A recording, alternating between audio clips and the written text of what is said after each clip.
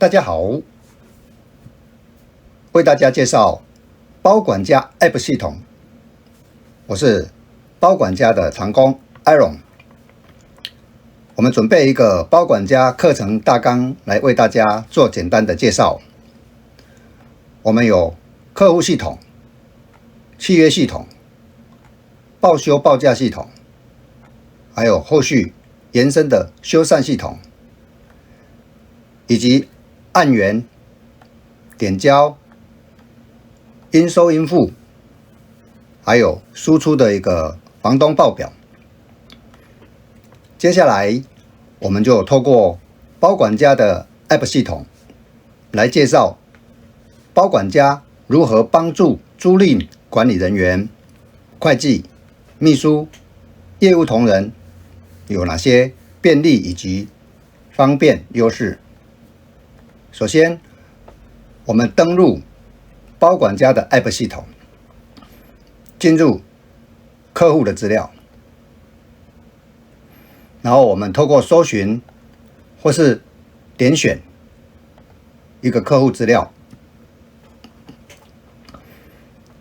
把基本资料建立好。我们也可以透过契约书汇入的方式来建立契约书相关的相应内容。汇入的内容包括物件资料，就是我们的案源、房客、房东，还有租金收款人，以及租赁契约书的资料。物件资料还包括包栋、包租的房号资料。我们回到系统里面，基本资料建立好，每个动作我们都要记得按确定存档的按钮。好，基本资料建立好之后，我们就可以来建立契约书的资料，或是维护一下相关的内容。契约书我们包括3种代收方式，我们有虚拟账户代收、收款人、出租人账号代收，还有代管公司的账号来做代收，那都会有不同的租单来产生。那最后我们整个的资料还记得按确定存档的按钮。再提醒一个重点，我们的房屋编号假设有房号，也就是说有包租包栋的过程，我们的房号会自动的产生自定编号、井号加房号这样的一个格式。好，我们来做一个确定存档以及转出缴租单的动作。好，这时候页面会跳回到租金的页签，产生缴租的内容。那我们可以点选处理，好，来建立相应的本月的缴租明细内容。那存档后，我们就可以来做一个列印。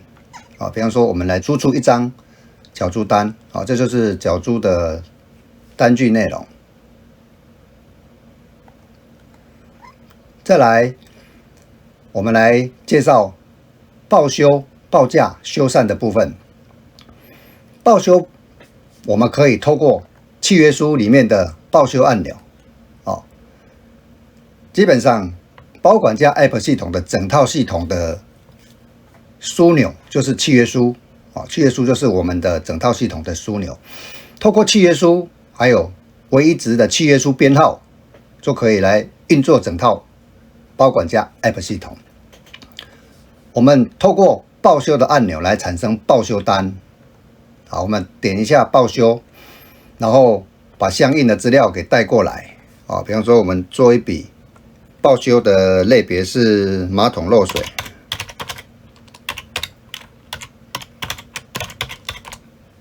好，那是哪一个社区？报修的名称。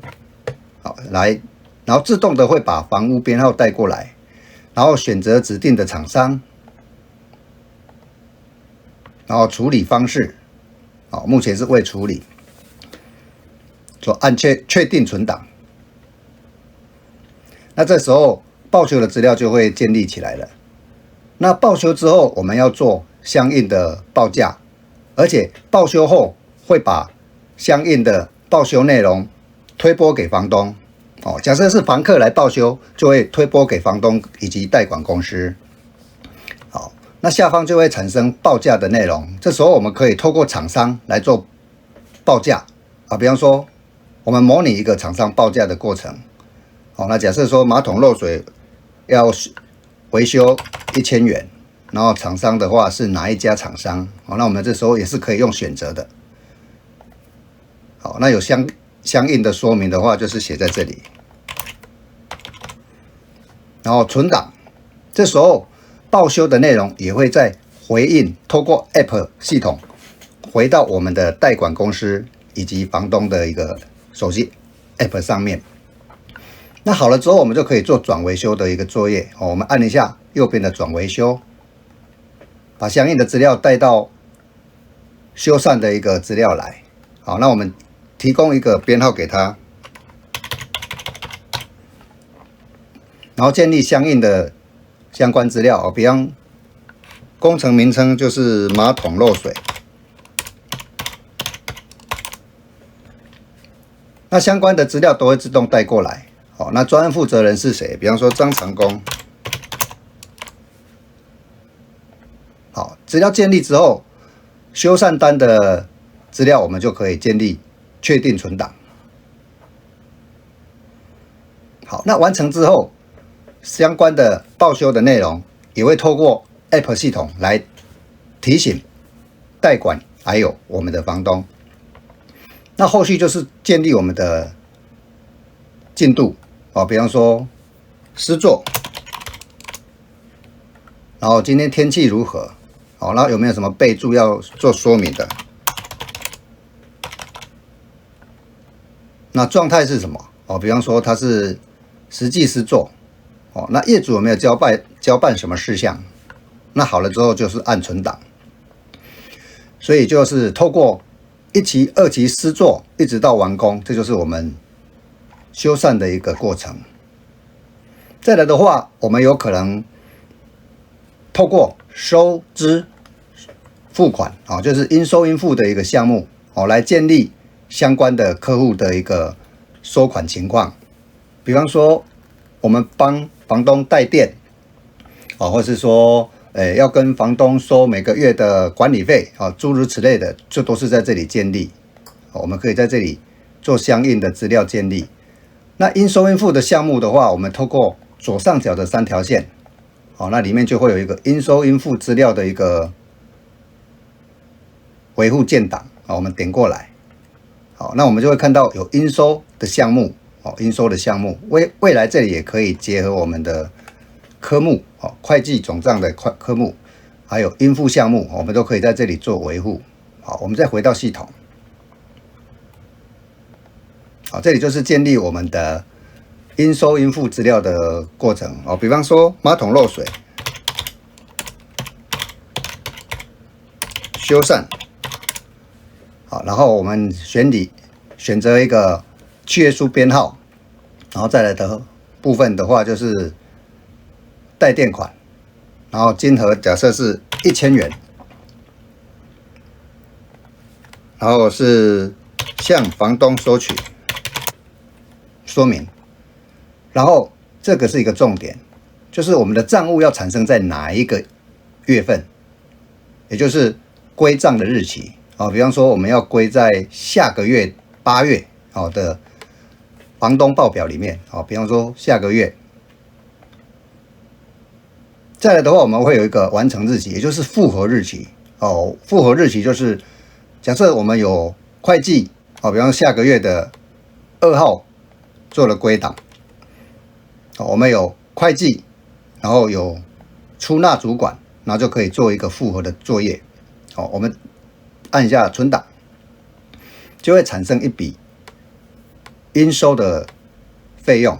那这笔应收就会在8月份的账单里面，向房东的一个请款单里面来做一个收取。接下来我们来介绍一下点交作业系统。点交系统目前已经可以直接透过资产的汇入来产生所谓的点交单了。好，我们先简单的建立一笔资产的资料。好，比方说我们来做一个套房点交点印。好，那确认单就是套房点印。好，我们重复这个名字。好，那房客的资料的话，我们可以来做一个选择。好，房客假设是江先生。好，那契约书的部分会自动的建立起来。然后假设有钥匙1把，好，车道门遥控1个，好，感应扣1个。完成之后，都记得按确定存档。好了之后，后续我们就可以来做资产的维护。资产维护可以一笔一笔的建立，我们可以透过这样的一个资料来做一个建立资产。目前也提供了汇入的功能。右边中央这里有一个汇入，我们点一下汇入。好，那我们就可以把相应的资料，比方说它有瓦斯、冰箱、冷气、床组，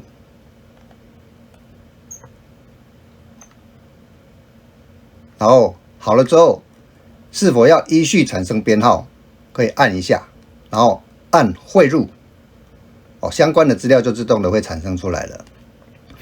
那好了之后，我们还可以补上相应的要的图片，图片在下方，我们可以补上图片，在手机也可以直接拍了之后就上传。完成之后，我们这笔点印的资料，我们就可以直接来做列印。好，这就是我们套房点印的一个内容。那我们也可以在这里提供现场房东、房客的一个签名的部分。比方说我们做一个房东，房客，房客也是现场签名。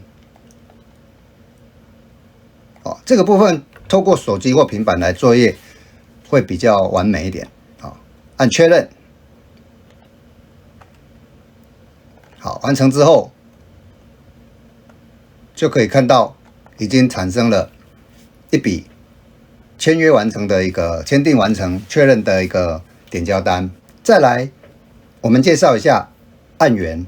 案源基本上是结合在房东的界面上，所以我们选择一个房东，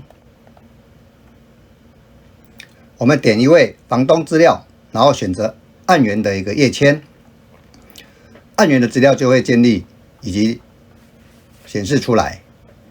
我们可以透过新增来产生新的案源资料。案源资料会自动的把房东、屋主的资料关联进来，然后我们就可以来开始建立，比方说制定编号，还有房子的一个名称，以及门牌、坐标等等相应的资料。请记得制定编号不可以重复。我们打开一笔来做一个介绍。比方说这一笔包整栋里面的一个金鸡母店面，相应的资料就会显示出来。那假设它是一个包栋、包租的案子，我们就会有房号的基本资料产生。